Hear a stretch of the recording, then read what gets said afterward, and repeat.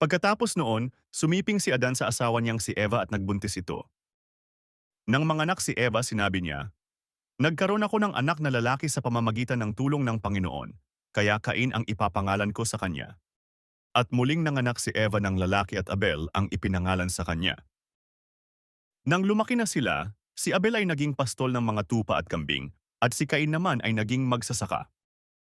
Isang araw, naghandog si Cain sa Panginoon ng galing sa ani niya. Si Abel naman ay kumuha ng isang panganay sa mga inaalagaan niyang hayop, kinatay ito at inihandog sa Diyos ang pinakamagandang bahagi. Natuwa ang Panginoon kay Abel at sa handog nito, pero hindi siya natuwa kay Cain at sa handog nito. At dahil dito, sumimangot si Cain at labis ang kanyang galit. Kaya tinanong siya ng Panginoon, "Ano ba ang ikinagagalit mo? Bakit ka nakasimangot? Kung mabuti lang ang ginawa mo, maligaya ka sana. Pero mag-ingat ka. Dahil kung hindi mabuti ang ginagawa mo, ang kasalanan ay maghahari sa iyo. Sapagkat ang kasalanan ay katulad ng mabagsik na hayop na nagbabantay sa iyo para tuklawin ka. Kaya kailangang talunin mo ito." Isang araw sinabi ni Cain kay Abel, "Halika, pumunta tayo sa bukid." Nang naroon na sila, pinatay ni Cain ang kapatid niyang si Abel.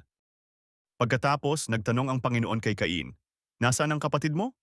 Sumagot si Cain, "Ewan ko, hindi ko alam kung nasaan siya. Bakit? Ako ba ang tagapagbantay niya?"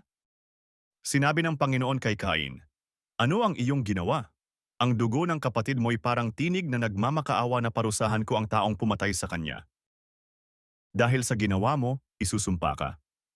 Mula ngayon, hindi ka na makakapagsaka sa lupa na sumipsip ng dugo ng iyong kapatid na pinatay mo.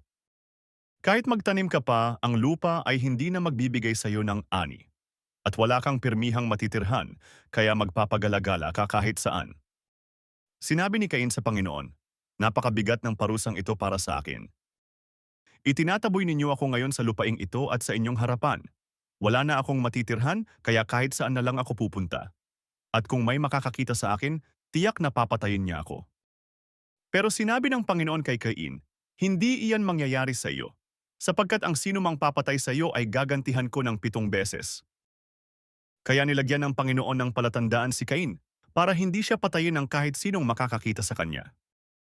Pagkatapos, lumayo si Cain sa Panginoon at doon tumira sa lugar ng Nod, sa bandang silangan ng Eden.